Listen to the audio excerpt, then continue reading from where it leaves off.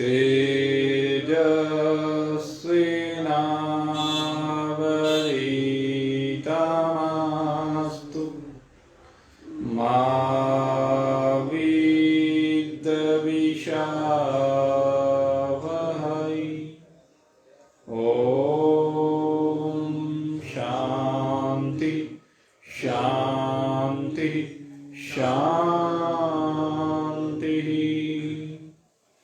वसुदेवसुतं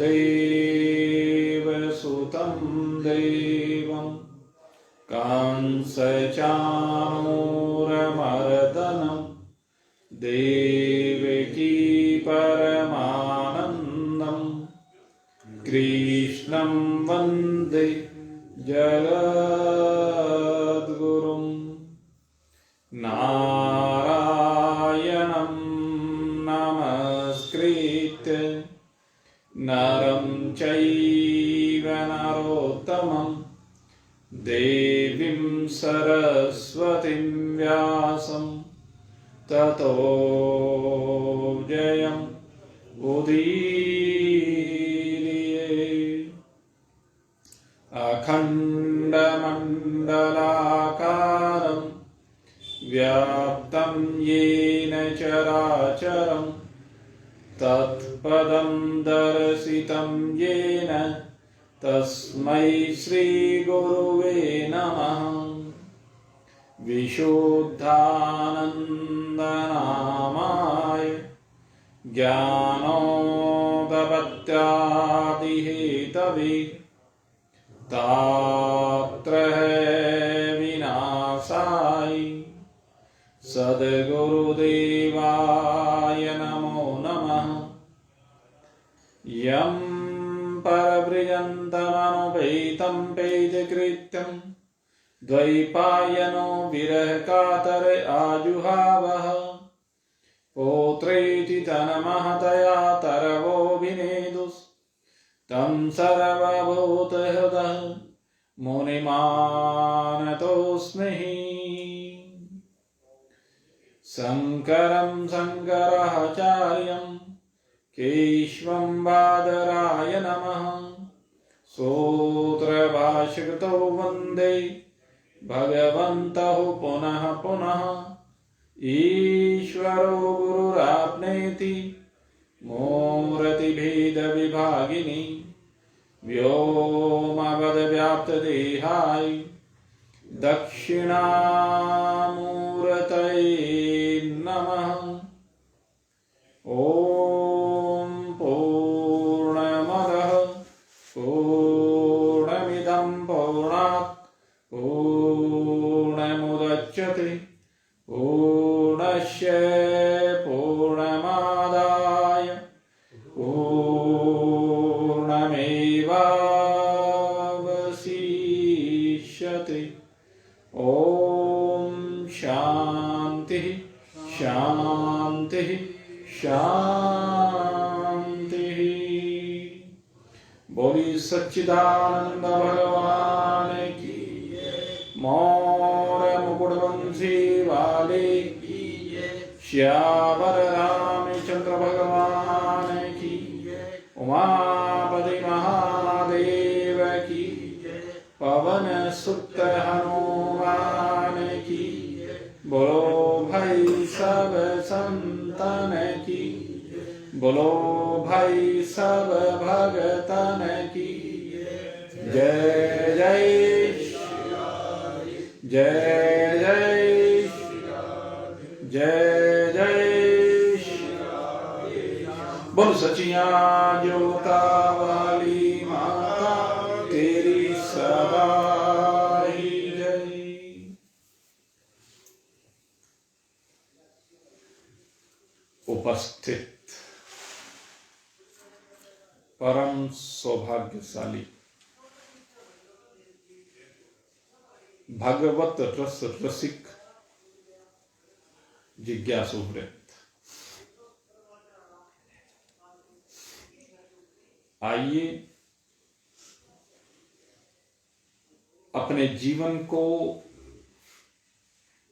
मृत्यु की सीमाओं से बाहर निकालकर अमरता की ओर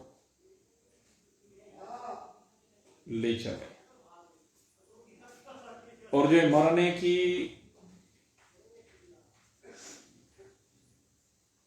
दिन प्रतिदिन हमें चिंता रहती है,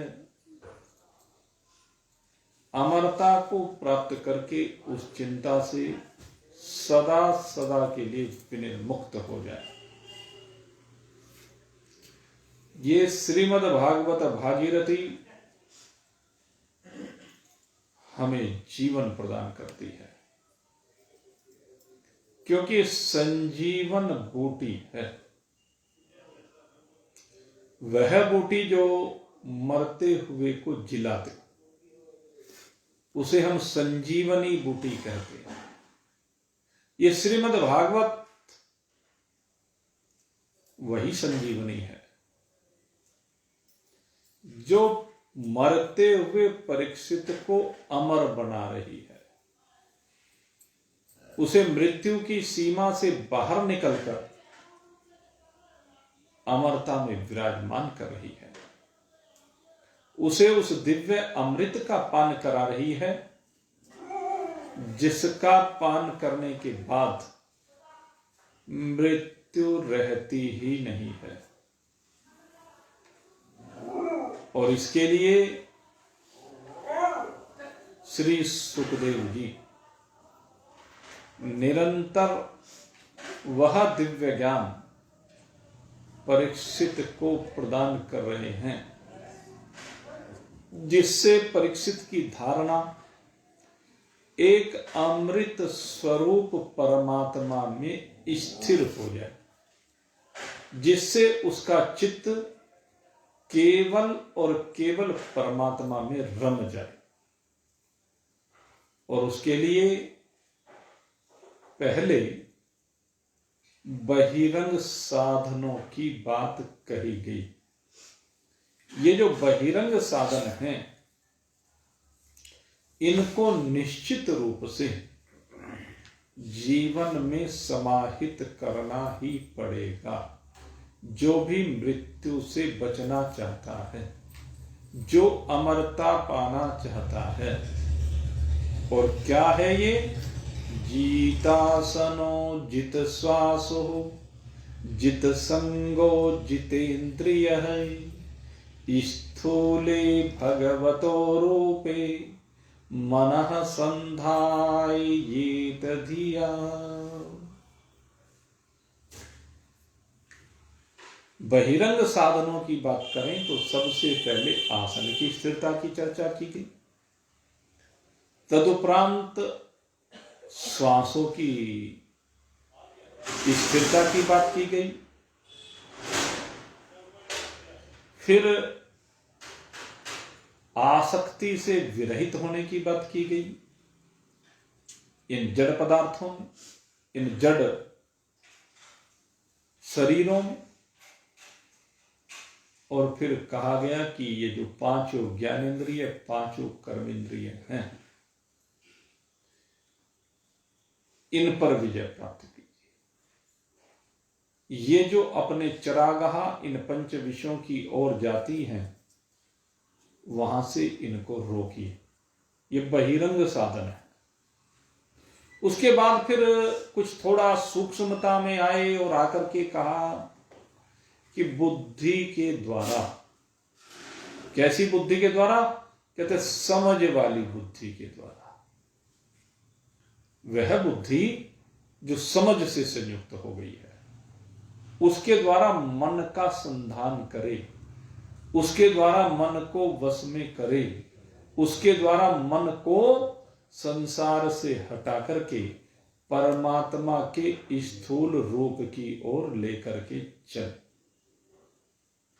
और परमात्मा के स्थूल रूप का वर्णन करते हुए श्री सुखदेव जी हमें समझाते हैं कि ये जितना भी कार्य रूप जगत है,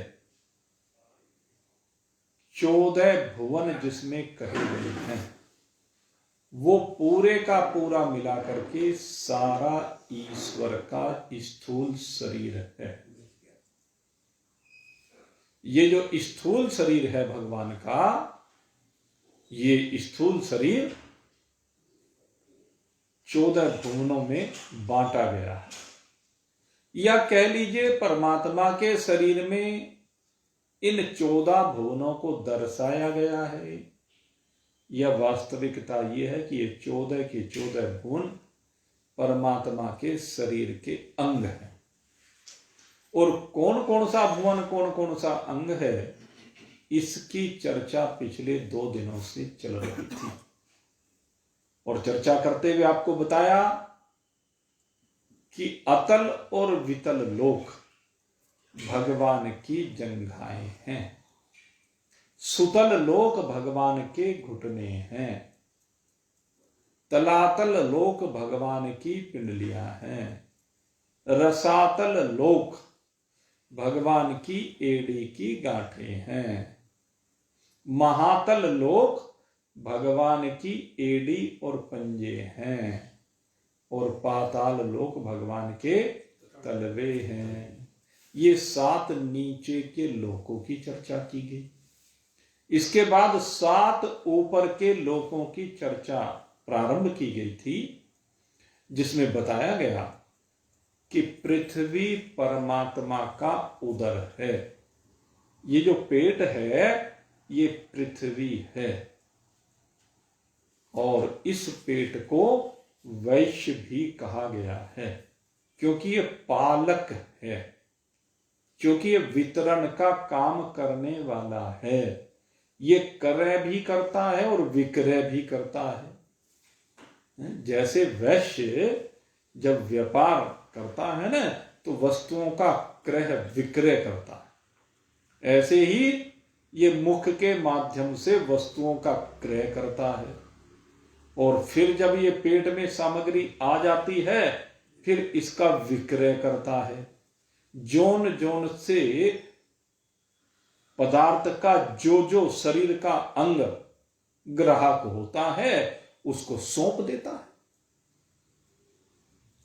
जहां जहां जिस जिसको भेजना है भेज देता है।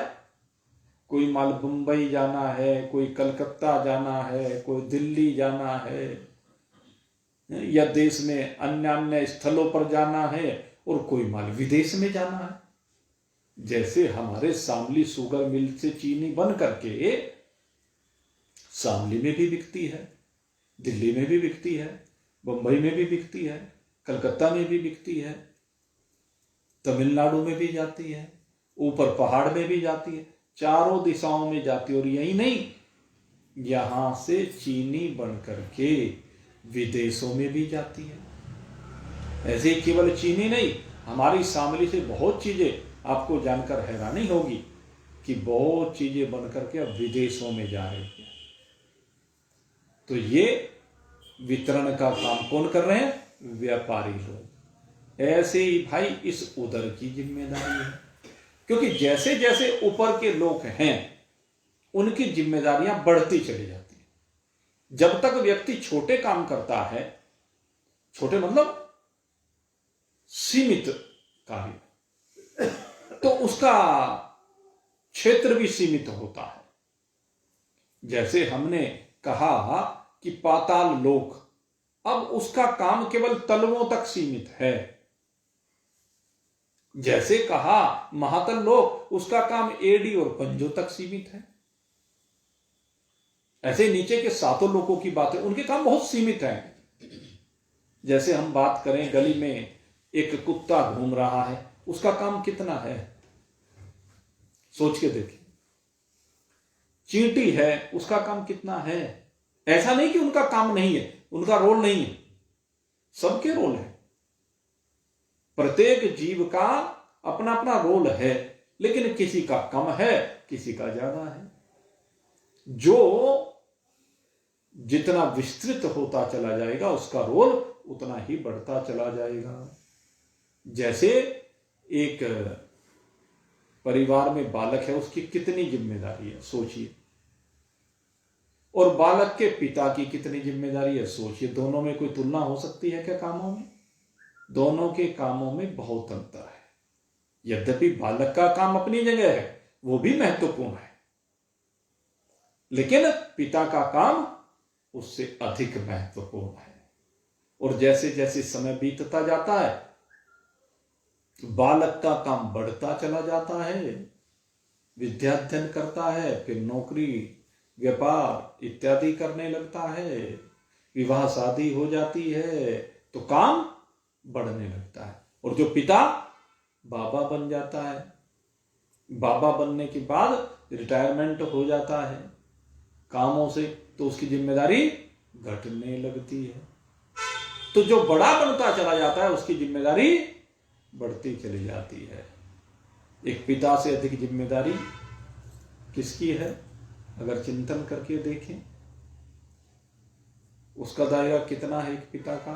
अपने परिवार तक का दायरा, अपने व्यापार तक का दायरा है, लेकिन उसके संबंधी कितने हो सकते हैं? जो एक आम आदमी है, कितने मिलने वाले हो सकते हैं? एक व्यक्ति के मान लीजिए 500 मिलने वाले हैं। और अगर यदि हम उससे आगे बढ़ें, अगर यदि चेयरमैन की बात करें, तो उसके मिलने वाले 500 से 5000 हो जाएंगे।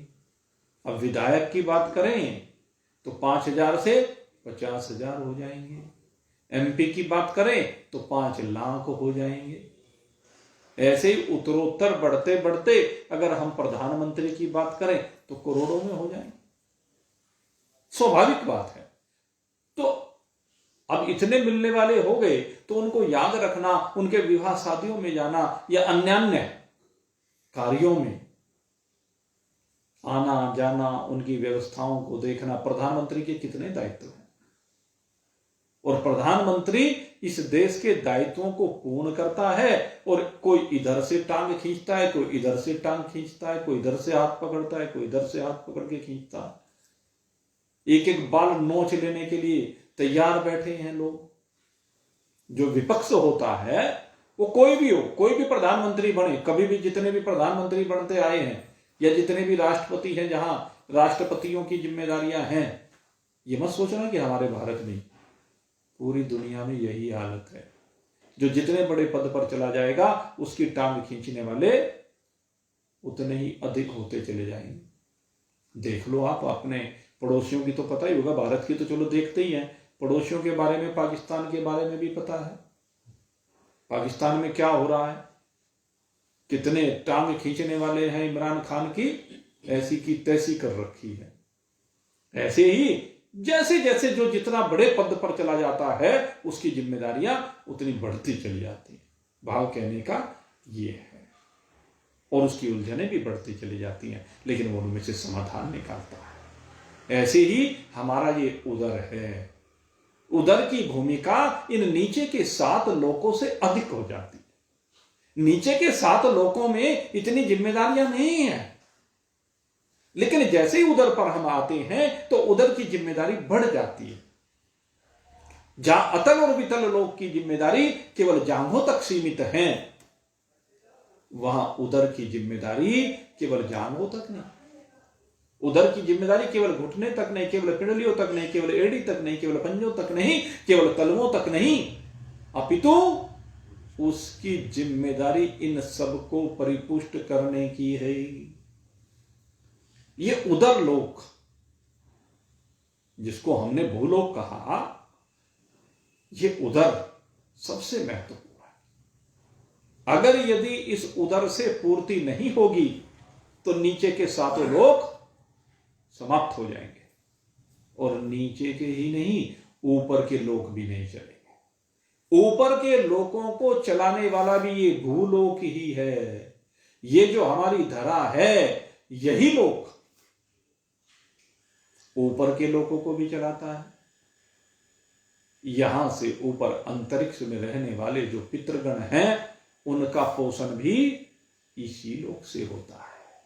हमारे जो पितृगण हैं, उनके संदर्भ में कल मैंने विस्तार से चर्चा की थी।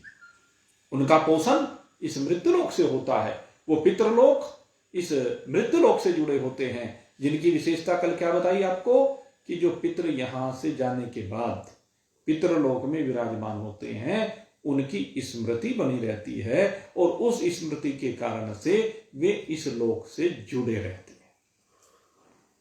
अब तीसरी बात है, ऊपर के तीसरे लोक में स्वर्गलोक की जिम्मेदारी। स्वर्गलोक की बहुत जिम्मेदारी है भाई। यद्यपि स्वर्गलोक का पोषण इस मृत्युलोक से ही होता है, हमारे भूलोक से ही होता है, हमारी धरा से ही होता है, और मनुष्यों से ही होता है। स्वर्गलोक का जो पोषण है, स्वर्गलोक के बने रहने के लिए ये मनुष्य इस भूलोक में रहने वाले प्राणी, इनकी जिम्मेदारी है। अगर यदि ये अपनी जिम्मेदारी का निर्वाह न करें, तो देवलोक बिल्कुल जीर्ण शीर्ण हो जाएगा। देवलोक में रहने वाले देवता भूखों मरने लगेंगे। उनको अगर भोजन नहीं मिलेगा, और उनका भोजन क्या है, यहां पर इस मनुष्य के द्वारा किए गए शुभ कार्य, यज्ञ के द्वारा उनको आहुति मिलती है। और आपको बताएं, यज्ञ का मतलब केवल ये नहीं है कि उनको आहुति अग्निहोत्र यज्ञ से ही मिलती है। जब हम अग्निहोत्र यज्ञ यहां पर करते हैं, अग्नि को आहुति देते हैं, तो उसमें हम प्रारंभ करते हैं, ओम प्रजापते स्वाहा इदम प्रजापते इदम नमः। ये आहुति मैं प्रजापति को समर्पित कर रहा हूं, मौन आहुति होती है, और इसके द्वारा प्रजापति परिपुष्ट हों। इस आहुति को प्राप्त करके प्रजापति हमारे ऊपर प्रसन्न हो। सारी प्रजा का पति अर्थात सारी प्रजा का पिता। जिम्मेदारी देखो प्रजापति की। एक पिता की जिम्मेदारी केवल अपने परिवार तक है, लेकिन जो प्रजापति है, जैसे दक्ष एक प्रजापति हुआ, रुचि एक प्रजापति हुए, और इन प्रजापतियों के पिता हैं ब्रह्मदेव, ब्रह्मा जी। ब्रह्मा जी से प्रजापतियों की उत्पत्ति होती है। उस प्रजापति की देखो, जितनी भी प्रजा है वो सबका पति है। पति इसीलिए कहलाता है क्योंकि उन सबका पालन करता है। उन सबकी जिम्मेदारी, उन सबकी व्यवस्था उसकी है, प्रजापति की। जो ब्रह्मलोक में बैठे हुए, वहां से सारे लोकांतरों में जितने भी जीव हैं, उन सबको अपनी संतान मान करके उन सबके भोजन पानी की व्यवस्था करता है, रहने की व्यवस्था करता है, वस्त्रों की व्यवस्था करता है। ये प्रजापति है। कितनी जिम्मेदारी सोचो। हम दो हमारे दो, हम दो हमारे दो का पालन करने में ये सोचते हैं कि कैसे पालन होता है कि नहीं होता। हम तो दो में ही सारी जिंदगी लगे रहते, उन दो का ही पूरा नहीं पाठ पाते। और प्रजापति को देखो, इस मृत्यु लोक में ही अगर मनुष्यों की बात करें तो कितने हैं, 7 अरब के लगभग हैं मनुष्य।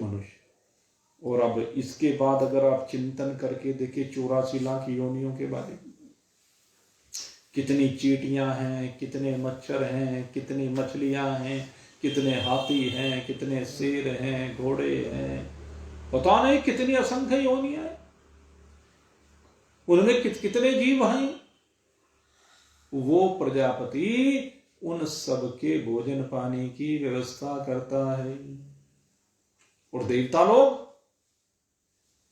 अब हम देवताओं की अगर बात करें तो कहते देवता लोग को व्यवस्था दे रखी है इस मृत्यु लोक के प्राणियों के लिए। क्या व्यवस्था दे रखी है? कहते हैं समय पर तुम्हें वर्षा करनी है। इंद्र को कहा मैं तुम्हें स्वर्ग लोक का सम्राट बना रहा हूं और इस लोक में बैठ करके तुम्हें मृत्यु लोक में देखना है कि समय पर वनस्पतियां उत्पन्न हो, समय पर वर्षा करो, जब आवश्यक हो तब वर्षा करो। अब हमें तो लगता है जब बरसात होती है, अरे पता नहीं भगवान ने भी कैसे समय पर वर्षा कर दी, उचित अनुचित देखता ही नहीं। आज तो हमने फलाना काम किया था, आज तो बारिश आ गई, नाश हो गया हमारा। तो भगवान ने तो सही समय पर की, तेरे मैनेजमेंट में गड़बड़ रही। समस्या क्या है? हमारे मैनेजमेंट में गड़बड़। एक बार क्या हुआ, एक आदमी था, उसकी 2 बेटियां थी, तो उसकी घरवाली ने कहा भाई एक काम कर, दोनों बेटियों के यहां हो आ। बेटा नहीं था उसके, केवल बेटियां थी, तो बेचारा अपने आप ही जाया करता था। अब गया, एक बेटी उसकी कुम्हार के यहां बिहाई थी। अब कुम्हार के यहां बिहाई थी तो कुम्हार ने आज ही कच्चे पहले बर्तन बनते हैं, पहले कच्चे बनाए जाते हैं, वो कच्चे बर्तन तैयार करके रख दिए थे आंगन में, खुले में रखे हुए थे। पिता आया, हाँ बेटी कैसी हो? कि मैं बहुत बढ़िया, सब भगवान की कृपा है। और पर बस पिताजी आज भगवान से प्रार्थना करो कि बस आज बरसात ना आए।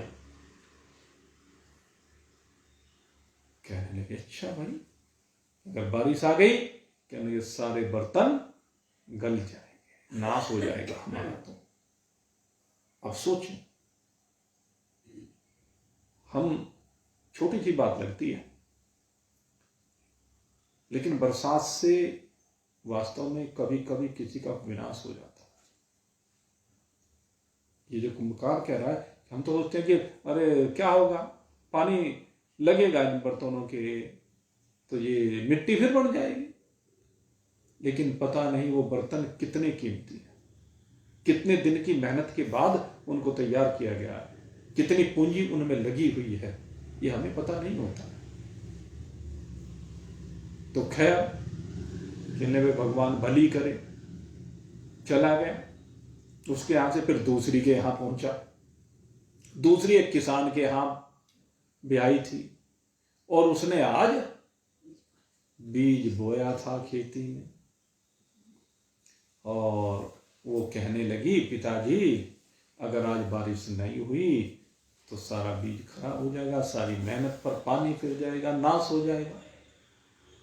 अब दोनों बेटियों के यहां होकर के वो आदमी घर पहुंचा। अब घर पहुंचने पर घरवाली ने पूछा कि बेटियां कैसी हैं? कहने एक का नाश होगा आज। तो कहने लगे ऐसा क्या हुआ? कहने लगे अगर बारिश आ गई तो जो कुम्हार के यहां भी आई है उसका नाश होगा, और नहीं आई तो जो किसान के भी आई है उसका नाश होगा। तो एक का नाश होना जरूरी है।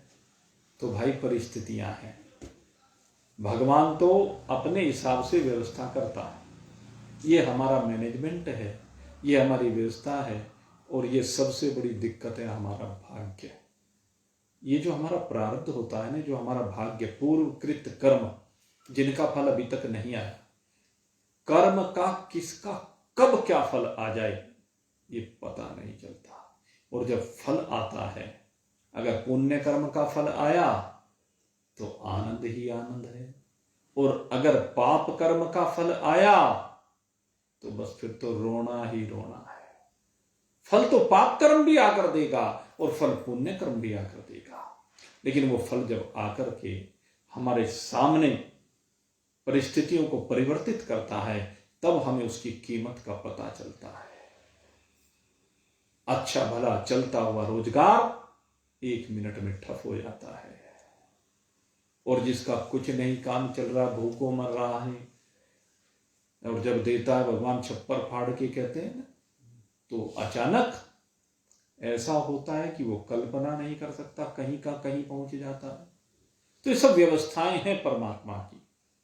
तो ये स्वर्गलोक में बैठे हुए देवता हमारे इन कर्मों की व्यवस्था को भी देखते हैं, इसीलिए मैंने बातें की आपसे। स्वर्ग में बैठे हुए देवता वरुण देव यहां पर जल की व्यवस्था को देखते हैं, जल के प्रवाह की व्यवस्था को देखते हैं, नदियों में कब कितना जल रहना चाहिए, सरोवरों के जल की व्यवस्था को देखते हैं, भूगर्भ के जल की व्यवस्था को देखते हैं, समुद्र के जल की व्यवस्था को देखते हैं। यह वरुण देव का कार्य है। कौन सा जल यहां पर बर्फ के रूप में रहना चाहिए, कितना रहना चाहिए, कितना नदियों में रहना चाहिए, कितना सरोवरों में रहना चाहिए, कितना समुद्र में रहना चाहिए। आप समुद्र में देखिए, आप चिंतन करके देखिए, कितनी नदियां हैं और कितनी नदियों का कितना जल हर क्षण समुद्र में मिल रहा है, लेकिन समुद्र ज्यों का त्यों बना रहता है। हमें लगता है व्यवस्था है परमात्मा की, और कैसी सुंदर व्यवस्था है कि जितना जल रोज आके उसमें मिलता है उतना ही जल उसमें से निकल भी जाता है। अजी समुद्र में से कैसे जल निकलता है? समुद्र में से जल कैसे निकलता है? तो भाई समुद्र में से जल वाष्प बन करके निकलता है एक, तो दूसरे भूगर्भ में जो जल हमारा होता है वहां पर ये शोषित होकर के पृथ्वी के द्वारा समुद्रों से भूगर्भ के जल की रक्षा करता है, वहां पहुंचता है। अनेक रूप है समुद्र में से भी जल निकलने की, लेकिन हमें दिखाई नहीं देता। मिलता हुआ तो दिखाई देता है, गंगा जी मिलती हुई दिखाई देती है, ब्रह्मपुत्र मिलती हुई दिखाई देती है, गोदावरी कावेरी मिलती दिखाई देती है, सिंधु मिलती दिखाई देती है, मिसिसिपी, अमेजन, नील आदि नदियां हमें मिलती हुई दिखाई देती है कि समुद्र में अथाह जल जा रहा है, लेकिन वो निकल भी रहा है। ये परमात्मा की व्यवस्था है। वही जल वाष्प बन करके कभी बरसात के रूप में, कभी बर्फ के रूप में पहाड़ों पर पहुंच जाता है, सारे संसार में बरस जाता है।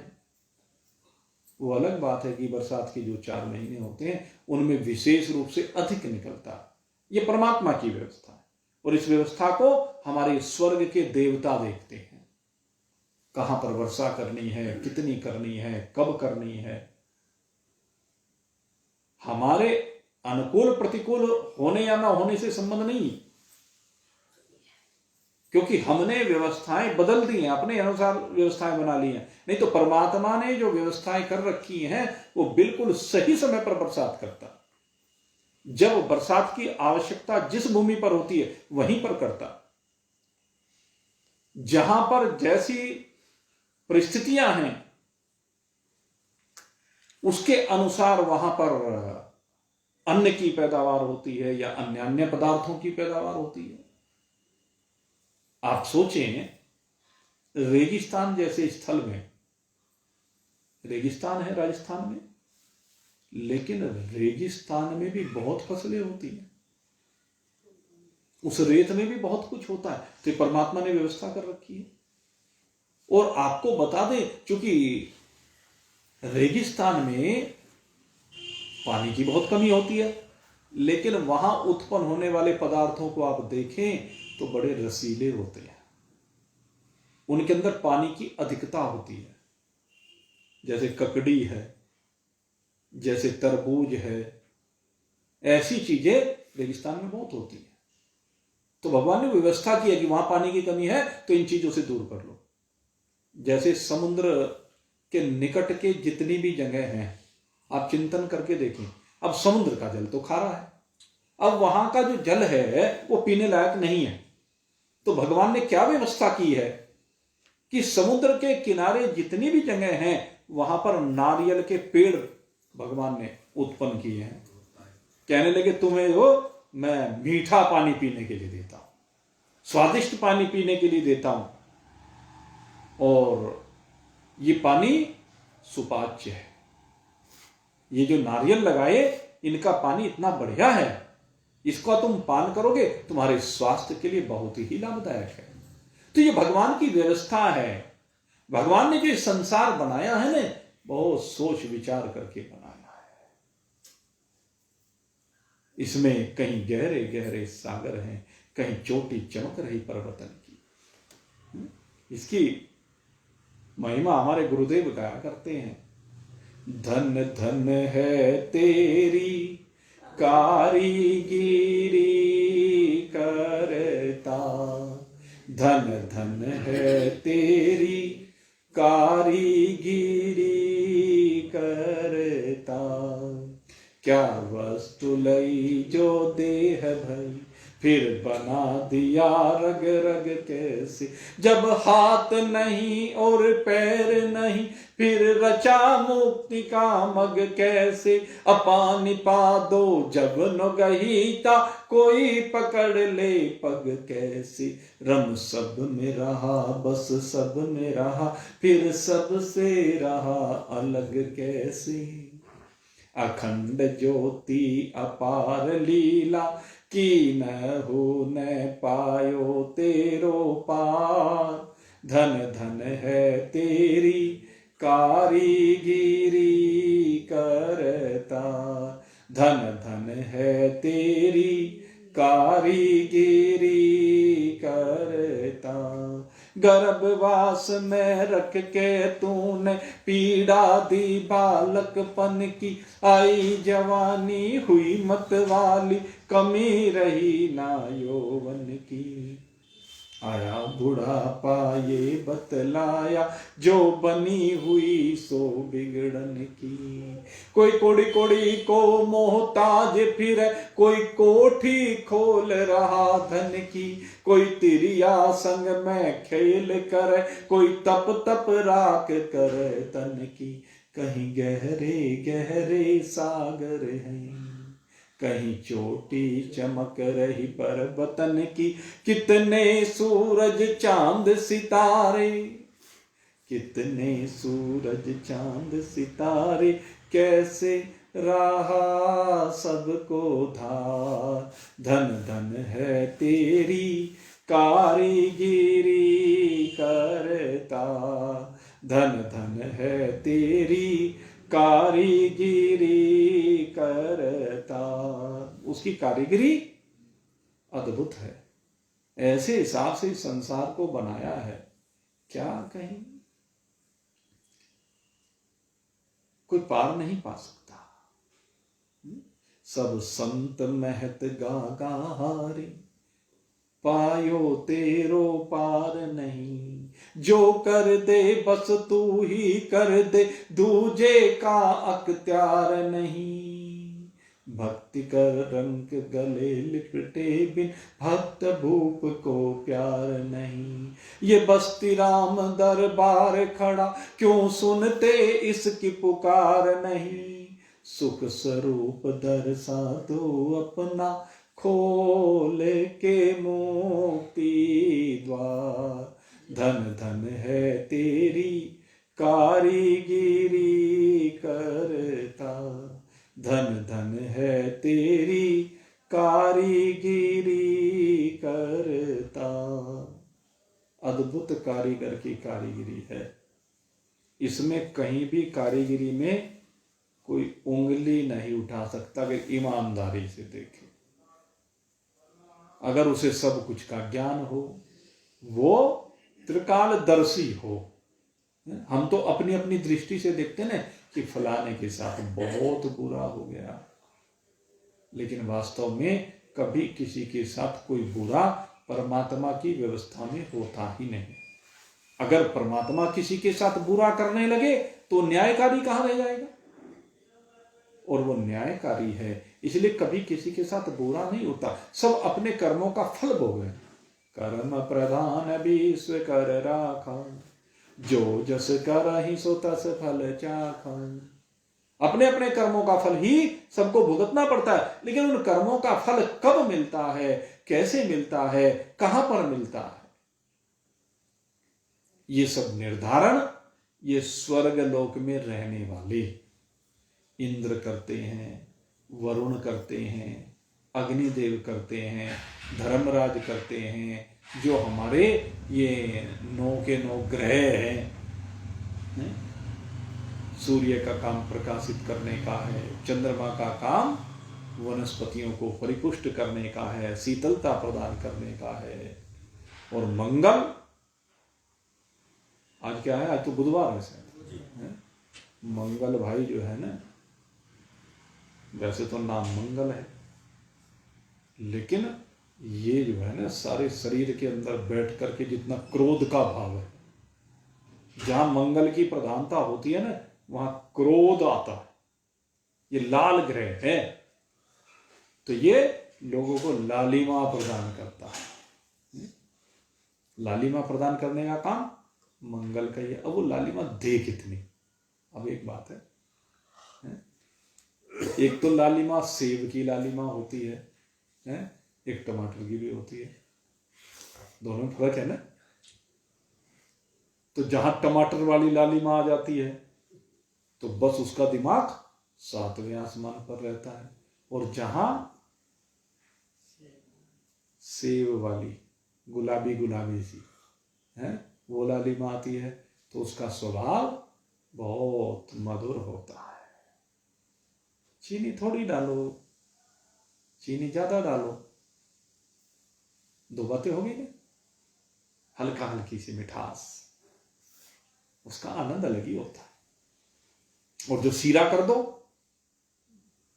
तो गड़बड़ हो जाती है, इसलिए चाशनी बन जाती है। खैर, भाव कहने का क्या है, ये सब व्यवस्थाएं स्वर्गलोक में बैठे हुए हमारे देवता करते हैं। तो देवता और मनुष्य दोनों एक दूसरे के पूरक हैं। देवता और मनुष्य दोनों एक दूसरे के पोषक हैं। देखो यहां पर न्यूटन का क्रिया प्रतिक्रिया का नियम है। न्यूटन नाम का एक वैज्ञानिक हुआ, नियम तो पहले से ही है, लेकिन वर्तमान में इसने खोज कर दी है।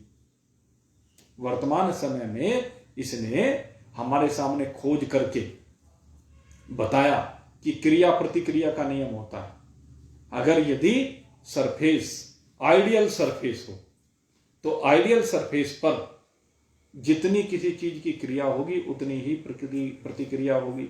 अगर कांच का सरफेस हो जाए तो कांच पर अगर यदि आप किसी कांच की उसको डालें, कुछ कांच की या कुछ होता है क्या, वो बोल एक तरह से कह लीजिए, कांच की कहीं पता नहीं कुछ और धातु होती है शायद, कोई मेरे ध्यान नहीं रहा, बहुत पहले पढ़ा था, रबड़ तो होती है क्या। तो उसमें क्या नियम है कि जितने ऊपर से आप उस गेंद को घेरेंगे उतने ही ऊपर जाएगी, कम न ज्यादा। वो एक आइडियल सरफेस होता है, कुछ वो आइडियोलॉजी जो है वो अब दिमाग से बाहर है, वो निकल गई, बहुत पहले पढ़ा हुआ है। तो उसमें यही होता है। तो यही चीज है, भगवान के यहां कर्म का खाता ऐसा ही है। जितना पाप करोगे उतना ही पाप का फल मिलेगा, जितना पुण्य करोगे उतना ही पुण्य का फल मिलेगा। सीधी सी बात है, बिल्कुल ये व्यवस्था परमात्मा ने की है, और यहां मनुष्य और देवताओं दोनों में लागू होती है। कहते हैं मनुष्य तुम देवताओं के लिए शुभ कर्म करो, केवल अग्निहोत्री यज्ञ नहीं जिसकी मैं चर्चा कर रहा था, शुभ कर्म है? वहीं से चर्चा शुरू हो गई थी प्रजापति की। प्रजापति के अलावा अन्यों को भी आहुति दी जाती है। ओम इंद्राय स्वाहा इदम इंद्राय इदम नमः, ओम अग्ने स्वाहा इदम अग्ने इदम नमः, ओम सोमाय स्वाहा इदम सोमाय इदम नमः इत्यादि। ओम ब्रह्मणे स्वाहा इदम ब्रह्मणे इदम नमः, ओम विष्णवे स्वाहा इदम विष्णवे इदम नमः, ओम रुद्राय स्वाहा इदम रुद्राय इदम नमः। ये सब आहुतियां निरीक्षण भाव से दी जाती हैं, लेकिन आप कितने निरीक्षण भाव से दें, जिस देवता के पास आहुति पहुंचती है वो प्रसन्न हो जाता है। होता है कि नहीं होता? सोचें, अगर हम किसी की प्रशंसा करने लगे, हम जैसे एक बहू अगर अपनी सास की प्रशंसा करने लगे, सास की सेवा करने लगे, तो क्या होगा? सास उसके ऊपर प्रसन्न होगी कि नहीं होगी? हो सकता है कुछ दिन तक परीक्षण करती रहे, देखती रहे कि कहीं दिखावे के लिए तो नहीं कर रही, लेकिन जब साल, 2 साल, 5 साल, 10 साल हो जाते हैं तो उसके बाद तो स्वाभाविक रूप से वो प्रसन्न हो जाएगी कि नहीं होगी। वो उसकी ड्रामे को तो समझ जाएगी ना कि ड्रामा नहीं कर रही है। तो जब वो प्रसन्न होगी तो क्या होगी, जितनी उसकी संपत्ति होगी सब उसी को पकड़ा देगी। ले,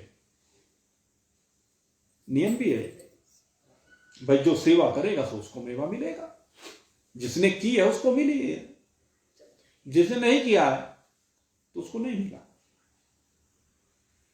स्वाभाविक सी बात है। तो जिसने देवताओं की सेवा की है, जो देवताओं की सेवा करता है, तो निष्काम भाव से, सकाम मत किया करे, निष्काम करे। निष्काम करने पर भी देवता स्वतः ही उसके ऊपर कृपा करते हैं, फिर उसे मांगने की जरूरत नहीं, देखने की जरूरत नहीं, अपने आप ही उसकी व्यवस्था कर देते हैं। स्वाभाविक सी बात है। आप लक्ष्मी के लिए एक पाठ आता है, श्री सूक्त, पुरुष सूक्त, इसका पाठ करना शुरू कर दो, जिसमें लक्ष्मी जी की महिमा का गायन किया गया। तू ऐसी है, तू ऐसी है, तू ऐसी है, सबके ऊपर कृपा करने वाली है, जो भी तेरी शरण में आ जाता है उसके घर में माल भर देती हो, हैं? खूब जम करके उसकी प्रशंसा की जाती है। और जब लक्ष्मी जी की प्रशंसा की जाती है तो सुनेगी नहीं क्या? जो भी इस पाठ को करते हैं, जिन्होंने निरंतर इस पाठ को किया, उनके घर में धन धान्य की कमी नहीं रहती। कहां से आता है, कैसे आता है? वो व्यापार के माध्यम से आए, वो नौकरी की तरक्की के माध्यम से आए, आएगा, बिन मांगे आएगा, क्योंकि वो खुश हो रही है। स्वाभाविक सी बात है। एक कथा पढ़ने को मिली। एक बार क्या हुआ कि एक भिखारी था, वो मांगा करता था, मांग करके अपना वो गुजारा करता था। तो एक दिन क्या हुआ कि बादशाह अकबर बीरबल के साथ जा रहे थे। अब बीरबल के साथ बादशाह अकबर जा रहे थे, तो बादशाह अकबर ने बीरबल से कहा, अरे क्या खेल करता है ये भीख मांग के खाता है, कुछ करता नहीं, इसी से भगवान इसका गुजारा कर देते हैं। इस तरह की बात कही। तो खैर, ये ऐसा क्यों करते हैं? कुछ करना चाहिए जिससे भगवान इस पर प्रसन्न हो जाए, इसे भीख ना मांगनी पड़े। वो बीरबल ने कुछ कहा नहीं, चला गया। अगले दिन उस भिखारी के पास गया, कहने लगे, मैं तुझे रोज 2 असरफी दिया करूंगा, और 2 असरफी देने पर तू भीख मांगनी बंद कर दे। कहने, इससे बढ़िया क्या बात हो सकती है? तू दे दिया कर भाई। कहने, पर एक काम करना। कहने लगे, क्या? कि कोई भी पूछे तो ये कहना कि बादशाह सलामत की कृपा हो रही है, बादशाह सलामत की कृपा हो रही है, उसकी वजह से हो रहा है जो भी कुछ हो। अब धीरे धीरे उस पर असर भी आनी शुरू हो गई, तो घर में उसका ठीक गुजारा भी होने लगा, और धीरे धीरे घर में सब चीजें, व्यवस्था सब सही होने लगी। अब होते होते वो जो भी पूछे उसी को बादशाह सलामत, बादशाह सलामत, बादशाह सलामत, सारे दिन वो बादशाह सलामत की वो करता रहे अकबर बादशाह। अब जो भी काम हो, हर बात में बादशाह अकबर, बादशाह अकबर। लोग कहने लगे, कैसा आदमी बादशाह अकबर, इस पर ऐसा क्या मेहरबानी कर रहा है, क्या कर रहा? तो वो इतनी प्रशंसा करे बादशाह अकबर की, होते होते वो मंत्रियों तक बात पहुंची, मंत्रियों से होते होते एक दिन महाराज पर ही बात पहुंच गई। और महाराज पर बात पहुंचने पर एक दिन कहने पे जो हर समय मेरा ही गुणानुवाद करता है, ऐसा कौन व्यक्ति है, देखो तो सही। तो उसके पास खैर पहुंच गए, और पहुंचने पे देखा, और देख करके उससे पूछा, भाई तू कौन है, क्या है? कहले मैं कुछ नहीं जी, जो है सो हमारे बादशाह सलामत है। कहले कौन से बादशाह सलामत? कहले महाराज, हमारे महाराज अकबर हैं, उन्हीं की कृपा से सब हो रहा है, उन्हीं की कृपा से मैं बन रहा हूं, सब वही मेरे लिए तो करते हैं। कहले अच्छा। अब बादशाह बड़ा खुश हुआ, कहने मैंने तो इसके लिए कुछ किया नहीं और ये मेरी प्रशंसा करता है। तो महाराज आप तो अन्नदाता है, आप ही तो सब कुछ करने वाले हैं, बता। अब अकबर बड़ा खुश हुआ, और खुश होकर के फिर तो उसका माल, उसका घर खूब सुंदर बनवा दिया, खूब उसके घर में खूब धन धान्य के भंडार भर दिए। उसके बाद खैर अकबर ने बीरबल से कहा, भाई ये ऐसे मेरा गुणानुवाद करके करता रहा, आखिर बात क्या है, इसने कैसे गुणानुवाद किया? कहना महाराज देखो, आपका गुणानुवाद किया ना, आपकी प्रशंसा की ना, तो आपकी प्रशंसा करने का फल क्या मिला इसे? आज महलों में रहने लगा, इतना माल मिल गया। और अब सोच के देखो, जब कोई भगवान की प्रशंसा करे, भगवान का नाम ले, भगवान को पुकारे, तो उसके यहां क्या होगा?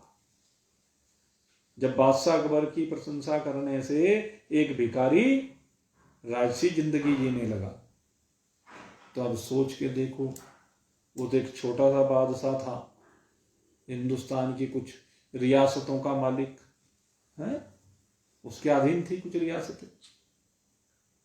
अब जो सारे ब्रह्मांडों का मालिक है, अनंत कोटि ब्रह्मांडों का मालिक है मेरा परमात्मा, अगर हम उसके नाम का गुणानुवाद करें तो कितना प्रसन्न होगा, और प्रसन्न होकर के कितना देगा,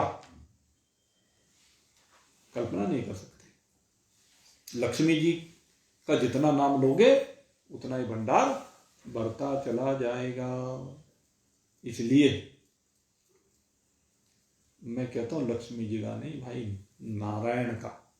लक्ष्मी जी का तो खैर चलो जो करते ही हैं, लेकिन असली चीज नारायण, वो लौकिक रूप से है, और ये आध्यात्मिक रूप से, पारमार्थिक रूप से।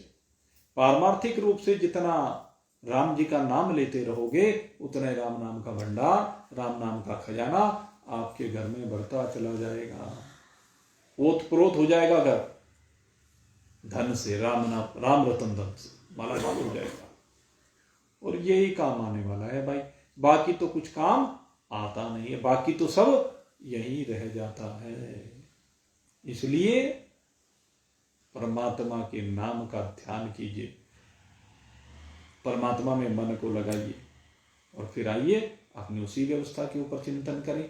स्वर्ग और पृथ्वी लोक मनुष्य है, स्वर्ग में रहने वाले देवता और मनुष्य।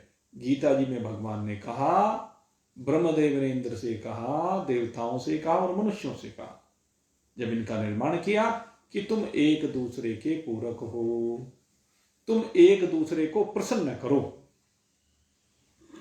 हे मनुष्यों, तुम देवताओं को यज्ञ के द्वारा प्रसन्न करो। यज्ञ माने समस्त परोपकार के कार्य, जो भी ऐसे कार्य हों जिनके द्वारा दूसरे को सुख पहुंचता हो, शास्त्रोक्त। लेकिन एक चीज का ध्यान रखना,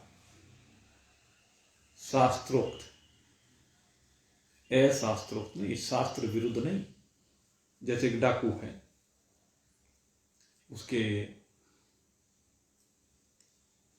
अनेक चेले हैं डाकू, तो डाकू कब खुश होता है? जब ये चेले छोटे डाकू उसके लिए माल लूट लूट के लाए तो खुश होता है ना। आपने फिल्मों में देखा होगा, वैसे भी पता है, तो खुश होता है ना। तो इस खुश होने की बात नहीं चल रही है। कभी सोचें,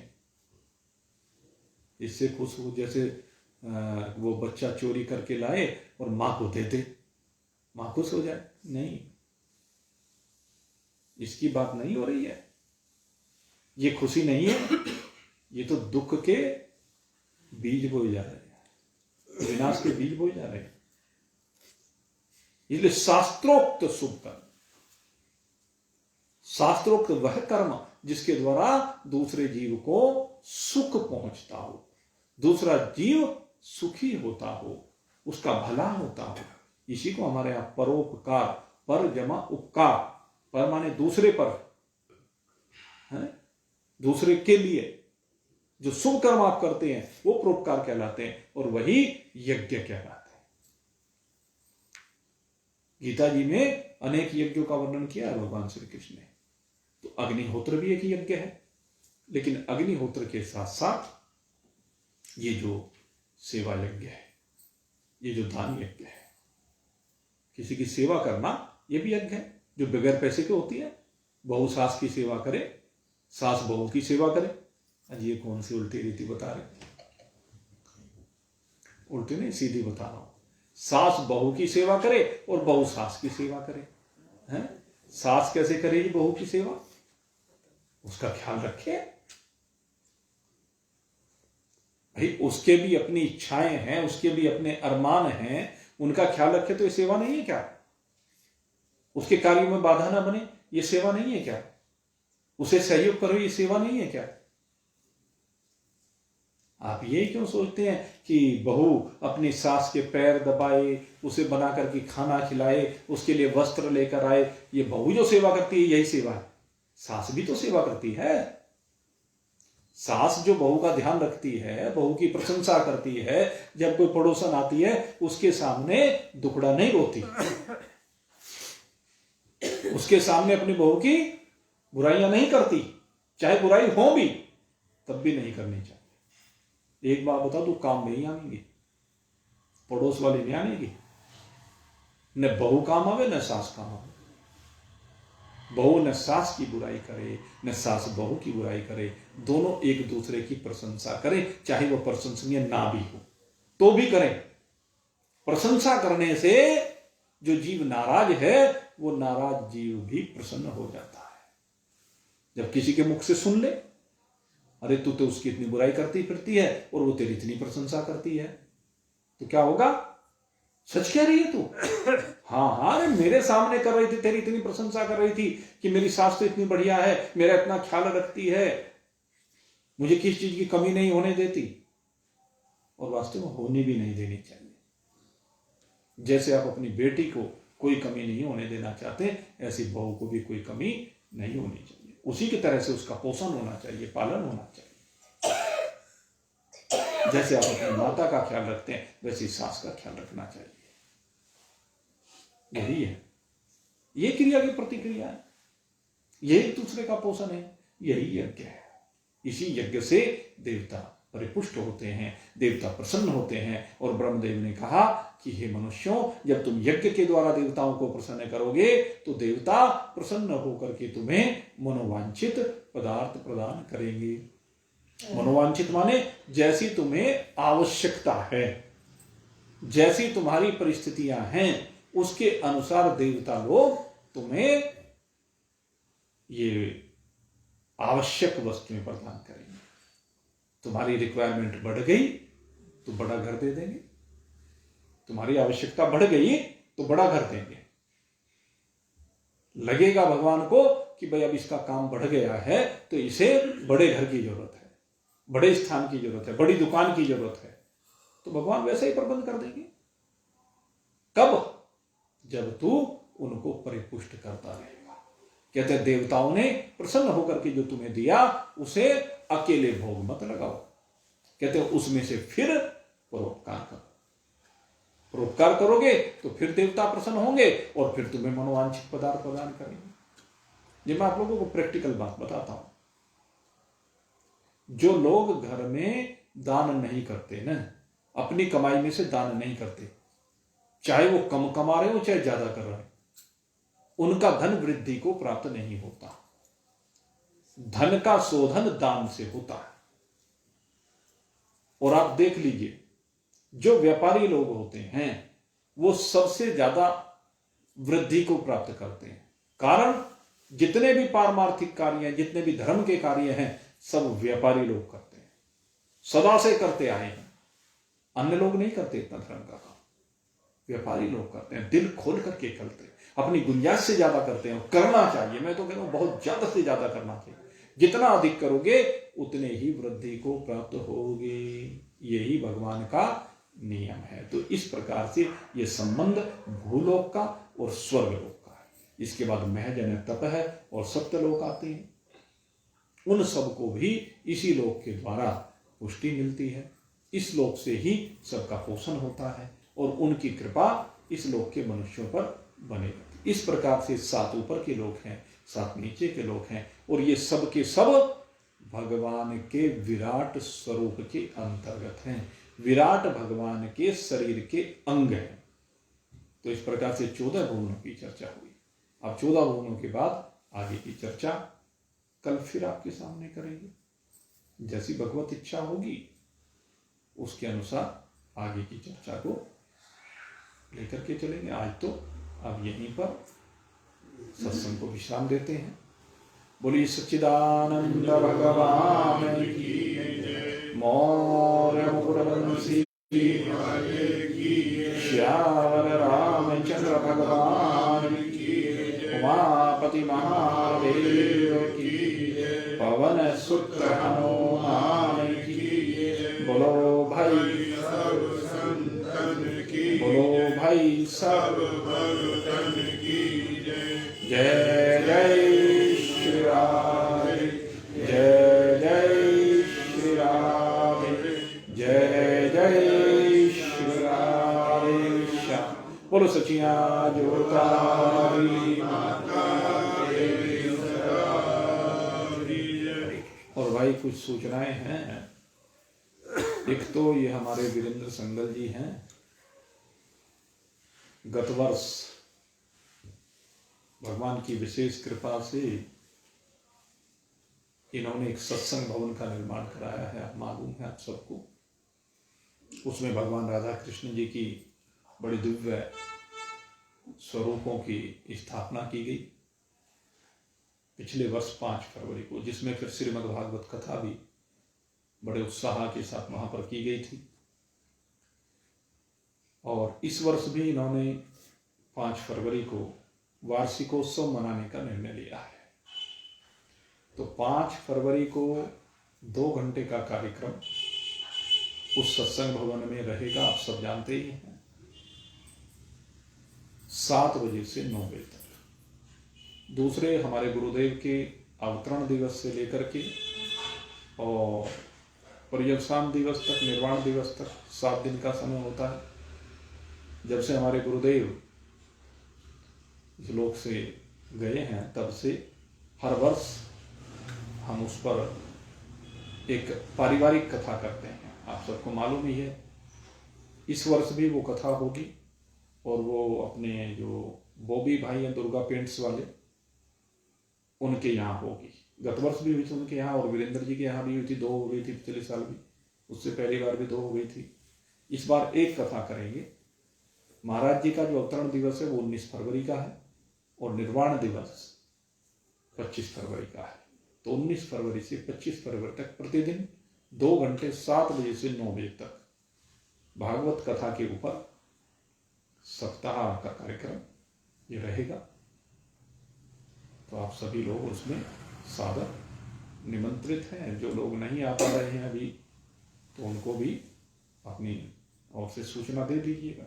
दोनों कार्यक्रमों की सभी लोग सादर निमंत्रित हैं। और इसमें जो 5 तारीख का कार्यक्रम है इसमें भोजन प्रसाद की व्यवस्था भी भाई वीरेंद्र जी ने रखी है। और आगे जैसे भगवत इच्छा होगी। अब यहीं पर विश्राम। बोलिए सच्चिदानंद भगवान की।